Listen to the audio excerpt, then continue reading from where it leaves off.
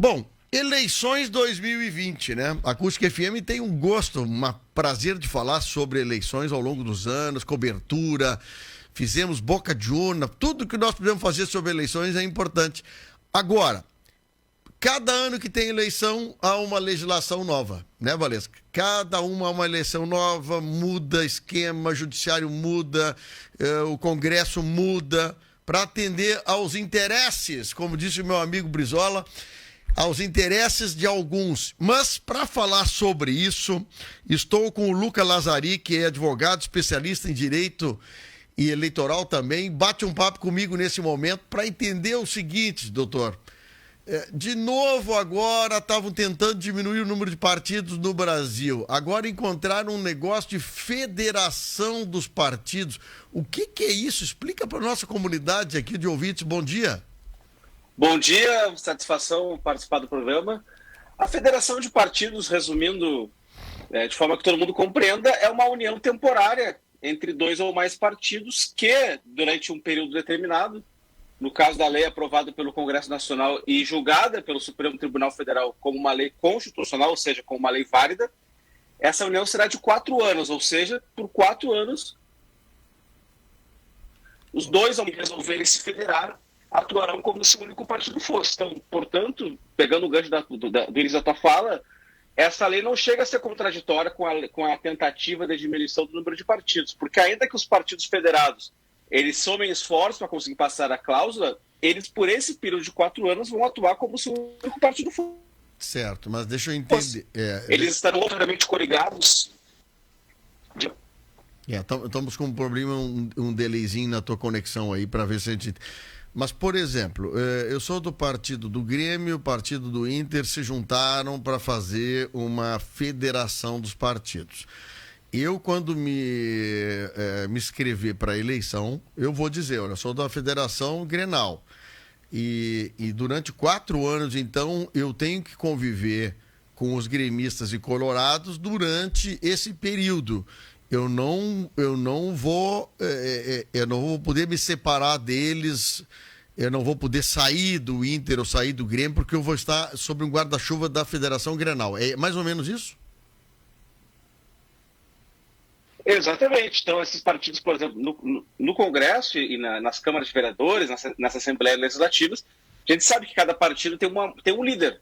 E a federação vai ter um único líder do partido, da federação na Casa Legislativa. Eles estarão coligados obrigatoriamente, não em um estado, serão obrigatoriamente coligados nas 27 unidades da federação neste ano de 22, e lá em 24 estarão obrigatoriamente coligados em, ou seja, é uma aliança que realmente lembra muito uma fusão, só não é uma fusão de partidos, porque os partidos ainda mantêm a sua identidade, mantêm a sua bandeira, o seu número, e daqui 4 anos eventualmente podem romper essa federação. Interessante é o seguinte, né? Existe o fundo partidário, que é outra coisa que não interessa a esses líderes, né? De reunir-se, porque ainda cada agremiação vai ter os seus recursos independentes que terão que se juntar. O senhor acredita, claro que os interesses dos partidos para ganhar uma eleição é uma coisa, mas assim, tu imagina só, eu tenho o Grêmio tem um dinheiro, o Inter tem um dinheiro, são os dinheiros das coisas. Estou falando do Inter e Grêmio porque é bem antagônicos aqui, e no partido vai acontecer isso. Mas aí nós temos que botar o nosso dinheiro para fazer a campanha da federação. Isso vai ter um rolo de grana, vai dizer, tu não pagou tanto, tu não depositou tanto, precisa isso tanto. Vai ser um terceiro CNPJ, vai ser uma outra coisa, uma outra prestação de conta. O senhor acredita que isso foi feito para esse momento só, ou isso prospera nos próximos anos, doutor? A questão que envolve a administração do recurso do fundo partidário e do fundo eleitoral nas eleições, ela é uma das questões que os partidos federados, que a federação vai ter que criar um estatuto próprio da federação, e isso certamente estará previsto. Quem irá administrar os recursos que a federação possui direito. E sobre a questão de como a federação vai conviver nesses 4 anos, eu acho que é o grande motivo, inclusive, pelos quais os partidos estão com dificuldades de conformar as coligações. tenham entendimentos bem encaminhados pelo que se acompanha pela imprensa, e não só pela imprensa, porque os presidentes dos partidos são fonte on, como os jornalistas dizem, não são fonte que não estão vindo a público dizer do seu interesse em federar, mas há diversas questões que terão que ser equacionadas. Essa que você citou, uma, e tem todas as alianças regionais, que é muito comum que partidos que sejam aliados numa região do país e em outra região do país já sejam adversários, e ao federar terão que resolver todas essas pendências imediatamente e repito, durante 4 anos, ou seja, não é uma união efêmera só para esse processo eleitoral, uma união que vai durar por bastante tempo. Só para a questão de exemplificar aqui, eu vou citar 2 partidos aqui, o senhor me disse isso, se são 2 partidos que poderiam estar sob o guarda-chuva de uma federação. O Partido dos Trabalhadores e o Partido Socialista Brasileiro, o PSB, que estão, Lula, Alckmin querem fazer uma chapa, e há um silêncio sobre isso de federalizar. Quer dizer, não é uma coligação partidária, é uma federalização. Eu acho que aí, nesse caso, como são partidos grandes, não precisaria federalizar, né? Eu acho que isso aí, eu não sei, é a minha opinião. O que o senhor acha sobre isso primeiro? Depois eu lhe pergunto outra coisa. Olha, tem sido divulgado que a federação seria entre PT, PSB, PCdoB e PV. Pelo menos seriam esses 4 partidos que se comenta formariam uma federação. A federação obriga a coligação, mas é importante dizer que não é obrigatório coligar. Ou seja, eu estar junto na eleição do Lula, por exemplo, sem obrigatoriamente estarem federados. A questão é que, ao federarem, aí a coligação é obrigatória na eleição presidencial e é obrigatória que ela se repita em todos os 27 estados. Aqui no Rio Grande do Sul, por exemplo, na questão dos líderes... os 2 possíveis. Na questão dos líderes partidários, aqueles presidentes de partido, uma federalização para eles seria melhor porque vem de cima para baixo a configuração, né? Mas assim, lhe pergunto, juntar partidos pequenos em federalização não seria como forma de, daqui a pouco, de dar sobrevida a esses partidos menores? Mas esse é o objetivo declarado da lei da federação, que é o meio termo entre combater a pulverização partidária, que realmente existe no país, um excesso de partidos pouco representativos, mas garantir a existência de partidos que representam algum segmento da sociedade. E aí se entende, isso não é inédito no Brasil, o Brasil copiou o Uruguai, copiou Portugal, são países que possuem leis de federação de partidos, que ao permitir que vários partidos pequenos se unam para juntos ultrapassar uma meta de cláusula de desempenho, se garantiria a representatividade dos segmentos que porventura se vejam representados nele e, ao mesmo tempo, se ajudaria a combater a pulverização partidária, porque esses partidos, por 4 anos, atuariam como uma única bancada. Pois é, a gente fica vendo o seguinte, agora vamos te fazer uma pergunta e me ajuda a entender. Para o eleitor, que a gente diz que o Brasil, o Estado brasileiro foi feito para beneficiar os eleitores, para ajudar nos serviços dos eleitores, essas coisas todas. Para o eleitor, doutor Lucas, que vantagem nós temos terem feito essa mudança na lei, hein? Eu acho que o eleitor ele não é algo único. Cada eleitor tem a sua opinião política, a sua ideia. Eu penso que o eleitor, por exemplo, desses pequenos partidos, ele tem a vantagem de que o partido do qual ele tem uma preferência estará unido. Eu penso que outra vantagem para os eleitores é que, sabendo que ao estarem federados, esses partidos terão, pelo menos por 4 anos, uma identidade nacional mais fortalecida, porque era muito comum, por exemplo, que partidos estivessem unidos aqui no Rio Grande do Sul e aqui do lado de Santa Catarina fossem rivais. A partir do momento que esses partidos estão federados, eles estarão unidos nos 27 estados da federação, nas 27 unidades da federação, os 26 estados mais o Distrito Federal, o que garante, no mínimo, uma coerência programática dessas agremiações partidárias, o que eu penso que beneficia o eleitor, tanto o eleitor desse partido quanto o eleitor que eventualmente não gosta desse partido, fica mais claro para o eleitor o que esse partido pensa. Por esse lado tá certo, tá dizendo, eu acho que é por aí. É mais ou menos uma coisa dominante de cima a baixo. É que nós temos cláusulas, né?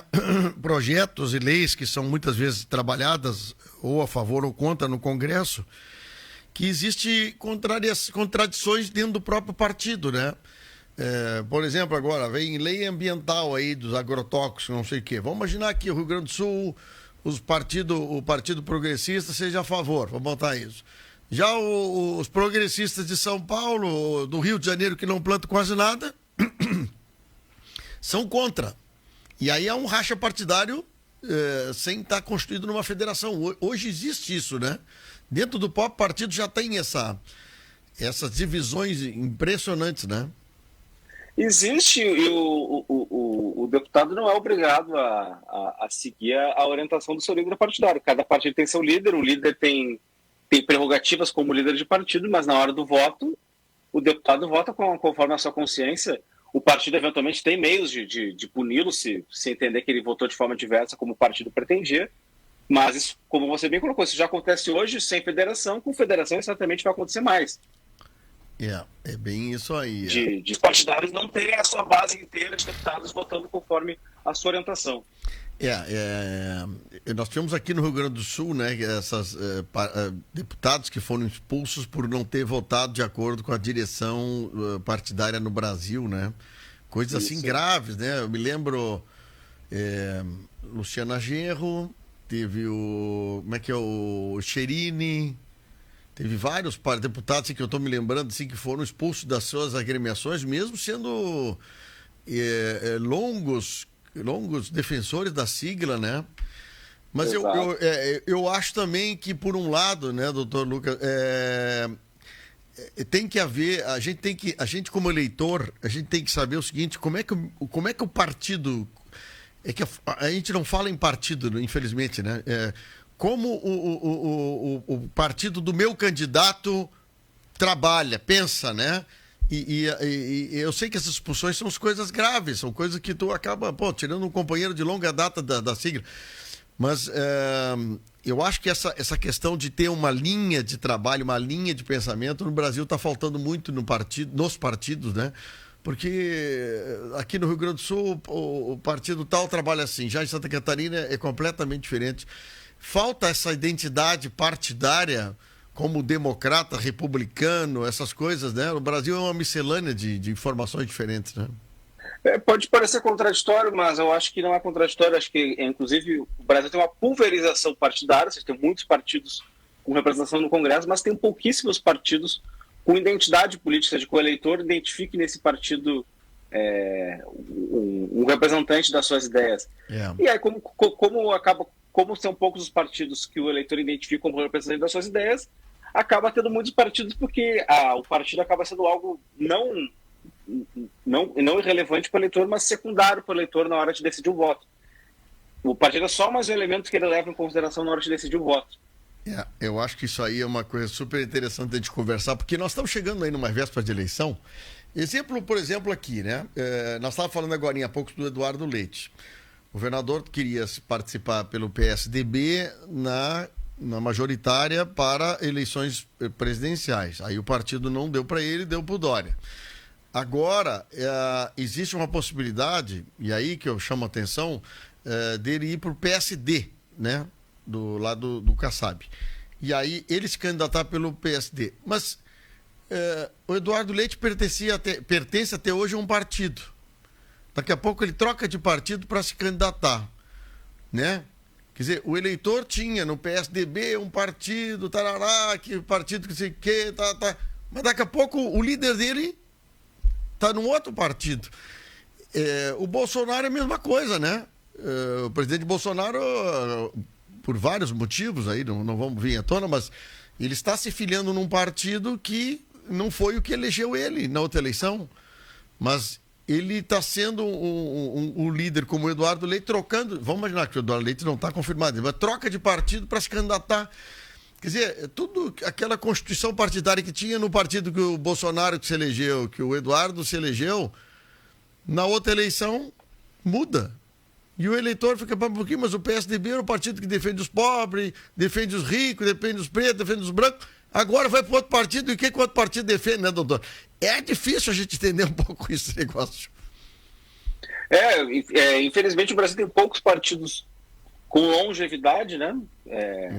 Enfim, temos o partido mais antigo do Brasil, eu acho, mas enfim, ele é fruto de diversos rastros, que é o Partido Comunista, que vai fechar 100 anos, mas os partidos mais recentes, o PT acho que fez 40 anos agora, e os demais partidos têm muito pouco tempo de história para criar uma identidade com o eleitor. Porque criar uma relação do eleitor com o seu partido é algo que leva tempo, e o Brasil tem uma democracia jovem e, consequentemente, partidos muito jovens que não tiveram tempo de criar uma relação